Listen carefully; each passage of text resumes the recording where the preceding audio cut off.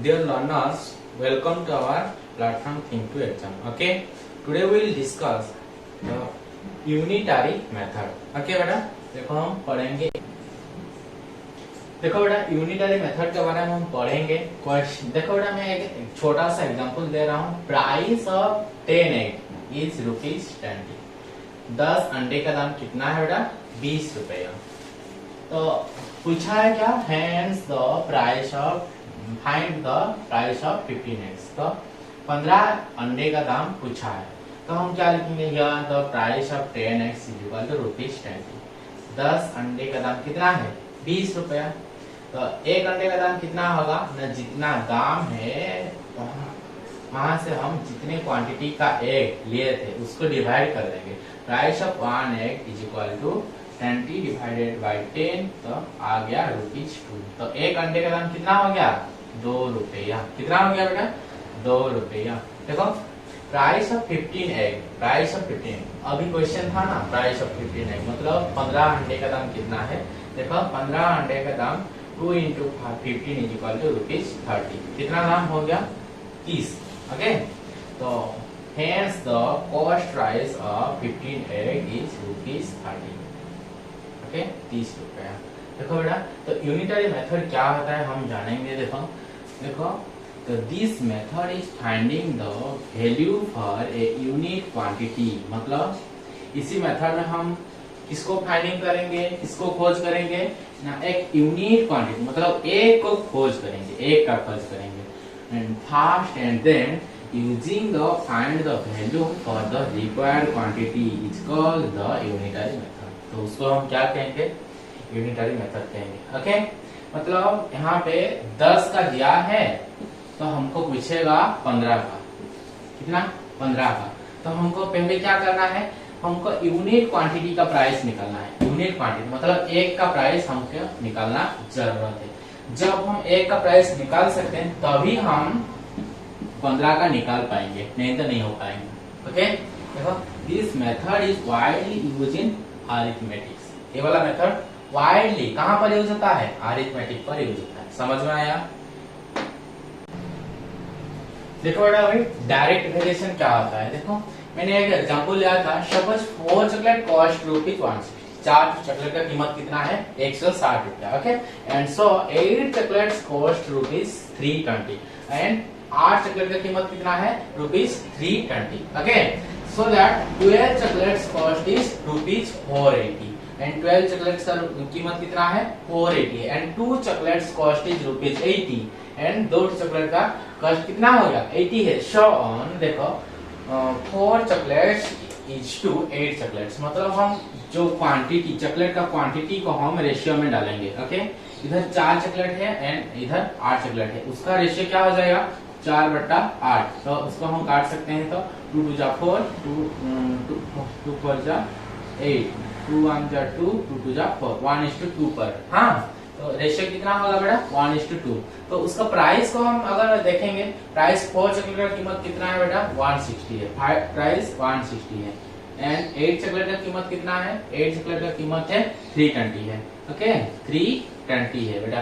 इसको हम रेशियो में काटेंगे। देखो 2 2 0 0 कट गया। इधर हम 16 में करेंगे तो 16 1 जा 16, 16 2 जा 32। तो 1/2 इज इक्वल टू 1:2। ओके, देखो बेटा, यूनिट मतलब जो कोई भी एक सब्सटेंस का जो क्वांटिटी होता है और वो बढ़ेगा तो वो उसका कीमत भी बढ़ता है, अगर वो घटता है तो उसका कीमत भी घटता है। देखो और देखो 4 chocolates is to 8 chocolates is equal to 1:2 and उसका कीमत है 160 इज टू 130। उसको हम रेशियो में करेंगे तो 1:2 ही निकलेगा। मतलब इसका भी रेशियो निकलता है 1:2 और उसका कीमत भी निकल रहा है 1:2। देखो बेटा आ गया। Then also 4 chocolates is to 2 chocolate. देखो इधर 4 चॉकलेट लिया, इधर 2 चॉकलेट लिया।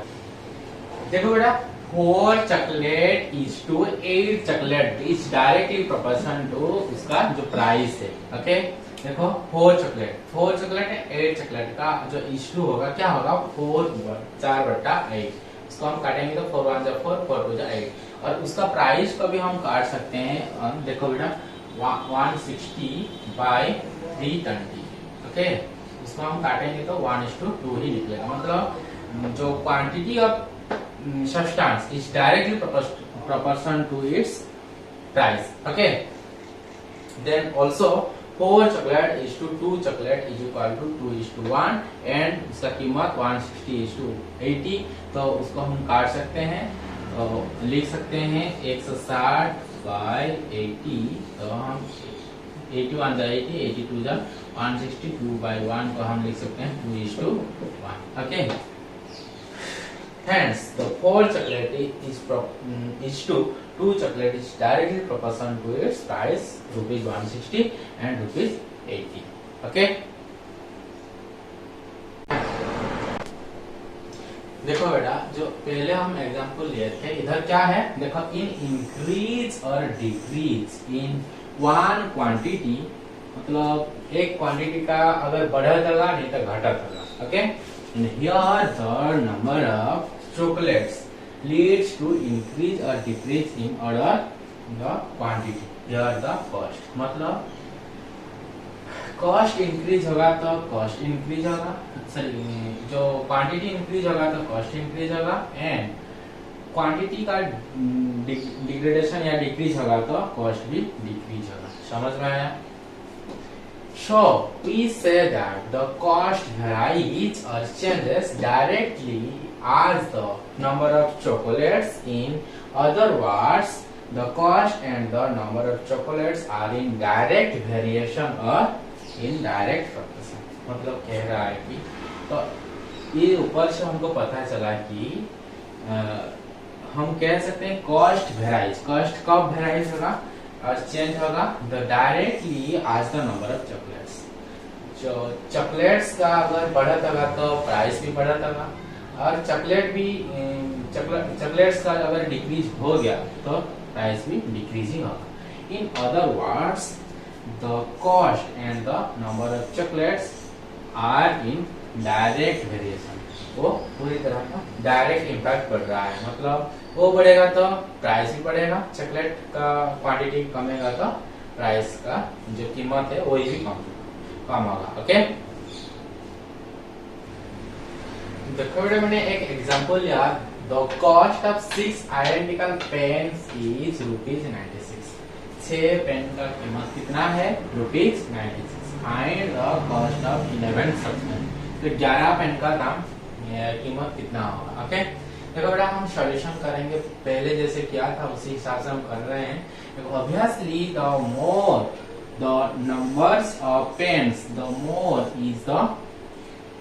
मोर इज द कॉस्ट। ओके, मतलब पेन का क्वांटिटी ज्यादा होगा तो कॉस्ट का क्वांटिटी भी ज्यादा हो रहा है। Okay, and the less number of pen is the less number of cost. कम क्वांटिटी का पेन लाएंगे तो उसका कॉस्ट भी कम ही पड़ेगा। देखो, so number of pens and their cost are in direct variation. Okay, number of pens and their cost in direct variation. समझ में आया? देखो बेटा, उसके बाद और प्रोपोर्शन भी हम कह सकते हैं। Ratio of the numbers is equal to ratio of the cost.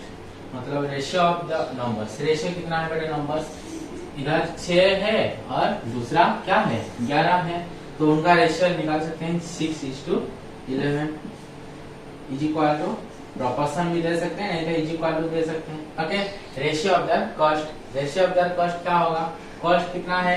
1 है 96, दूसरा का 11 का कॉस्ट तो पता नहीं हमको, हाँ कि नहीं? ₹96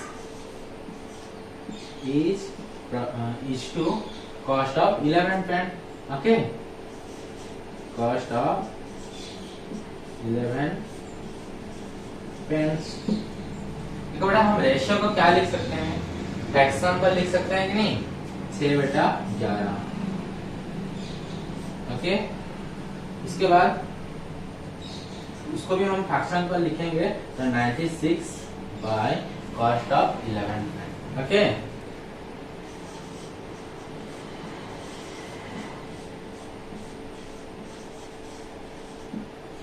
ठीक है, तो हम इसको सॉल्व करेंगे। देखो cost of 11 pens is equal to cost of 11 pens is equal to, इधर क्या हो जाएगा वो वाला नहीं का हम उसको क्रॉस मल्टीप्लिकेशन भी कर सकते हैं, तो छोड़ दो, हम डायरेक्टली सॉल्व करते हैं इसको। तो ये हो जाएगा 6/11 इंटू 90। देखो बेटा इसको हम सॉल्व करेंगे तो हम इसको सिंपली क्रॉस मल्टीप्लिकेशन कर देंगे। 6 इंटू कॉस्ट ऑफ 11 हम लिख सकते हैं 6 into cost of 11 pens is equal to 11 into 96।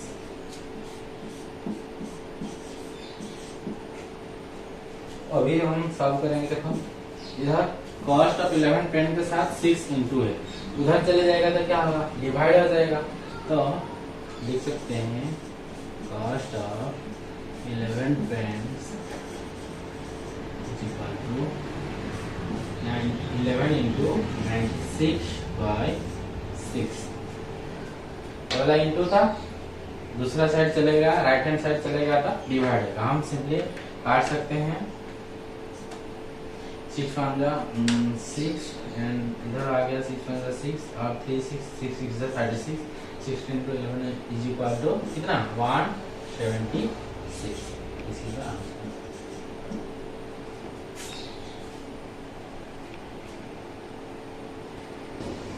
देखो बेटा क्वेश्चन है ना, हम अल्टरनेट मेथड में करेंगे। तो क्वेश्चन क्या है, cost of 6 identical pens is equal to ₹96 and find the cost of 11 such pen. Okay देखो हम क्या लिखेंगे, the cost of 6 pens is equal to the cost of 6 pens is equal to ₹96। Then next हम 6 pen का price दिया है हमको, तो एक का निकालेंगे। The cost of 1 pen is equal to 96 divided by 6 is equal to क्या होगा 16। ये वाला रुपी में हम लिख सकते हैं, क्या रुपी में हम लिख सकते हैं 16 रुपीज। ओके देन पूछा कितना बेटा, इधर 11 पेन का कीमत पूछा है। The cost of 11 pens, the cost of 11 pens is equal to, simply हम 16 के साथ हम 11 को इंटू कर देंगे। 11 इंटू 16 आ जाएगा 176। This is the answer. Okay बेटा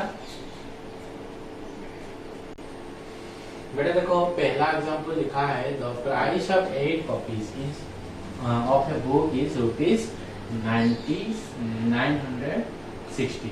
ओके तो 8 कॉपी का कीमत कितना है, ₹960। पूछा कितना 5 कॉपीज है कीमत। तो लिखना है cost of 8 copies is equal to the price of 8 copies is equal to ₹960। तो हमको एक को निकालना है, price of 1 copy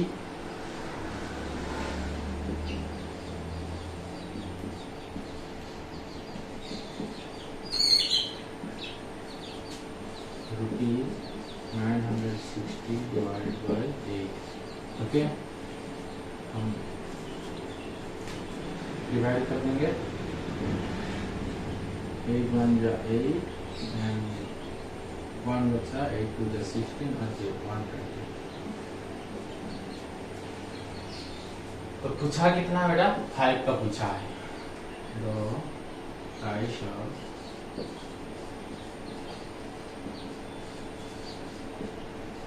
5 copies is equal to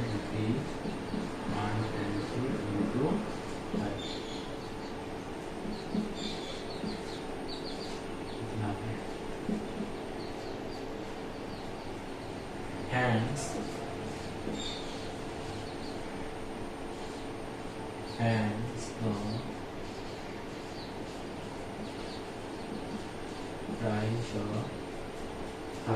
copies is rupees 600. बेटा क्वेश्चन नंबर 2 क्या है देखो, it 7 identical packet of biscuits weight is 420 gram. 7 biscuit packet का वेट कितना है? 420 ग्राम। पूछा है find the weight of 17 similar packets of biscuit. 17 packet biscuit का वेट कितना होगा? तो हम लिख सकते हैं the weight of 7 packet of biscuits is equal to, solution क्या होगा? सॉल्यूशन दो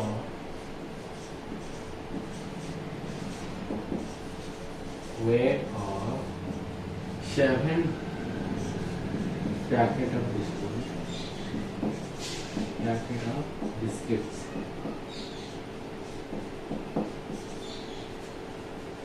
is equal to 420 gram. Okay, तो 7 पैकेट का वेट हो गया 420 ग्राम। तो एक पैकेट क्या होगा? Weight of 1 packet of biscuit, तो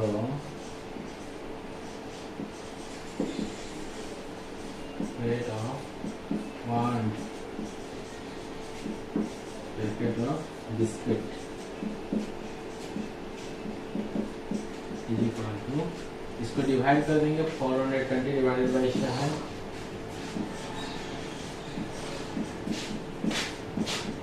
7 6 या 42 एंड 0 इतना ग्राम हो गया। एक पैकेट की कीमत कितना हो गया? सॉरी, वेट कितना हो गया? 60 ग्राम हो गया। पूछा कितना? 17। The weight of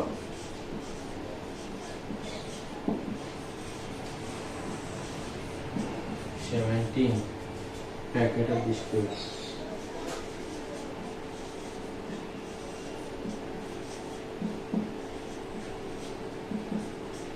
biscuits is equal to, एक पैकेट का वेट है 60 ग्राम। कितना है? 60 ग्राम। तो हमको निकालना है कितना पैकेट का? 17 ग्राम का।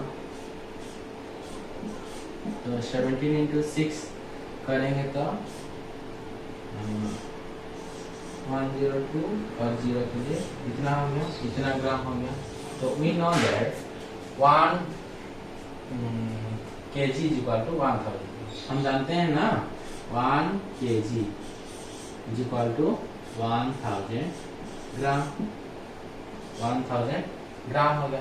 तो यहाँ पे 1000 ग्राम से ज्यादा है, तो हम इतना ग्राम ही लिख सकते हैं, नहीं तो हम वहाँ पे 1000 सब्सट्रैक्ट कर देंगे तो आ जाएगा 20, मतलब 1 kg तो हम सब्सट्रैक्ट कर देंगे 1 kg एंड ये वाला क्या होगा? ग्राम में होगा 20 ग्राम। Okay,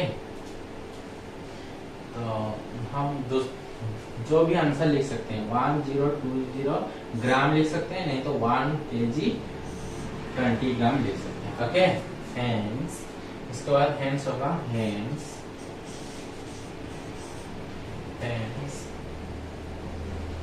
the weight of 17 packet of biscuits and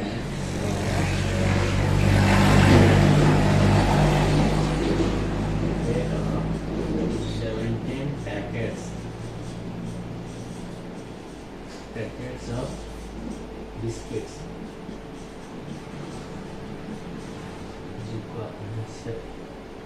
is equal to 1 kg 20 ग्राम।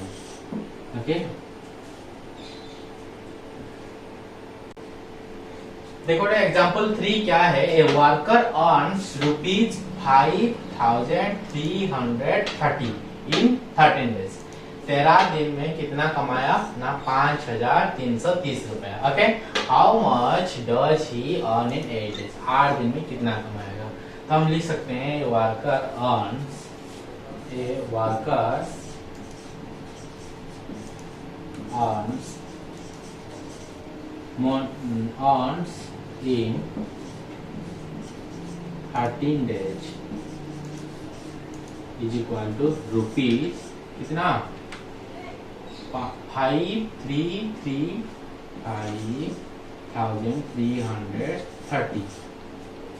13 दिन में कितना कमाया? 5,330 रुपए। ओके, तो एक दिन में कितना कमाएगा? A worker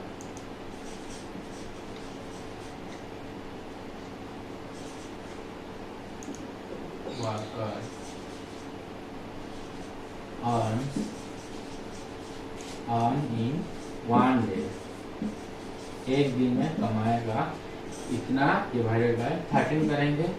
5,330 divided by 13 is equal to how much? कितना हो रहा है बेटा?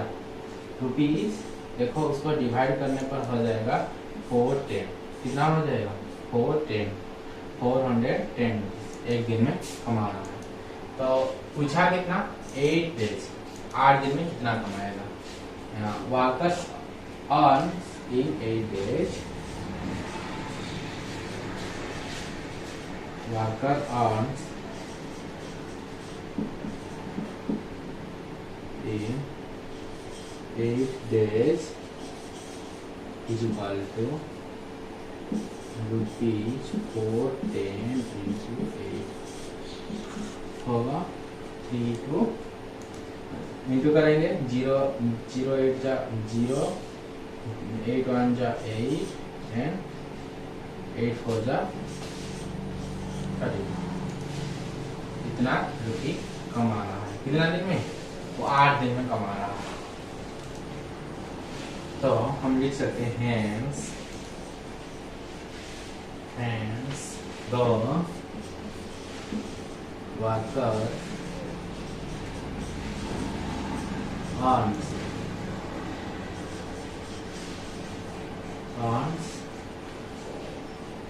rupees 3280 in 8 days.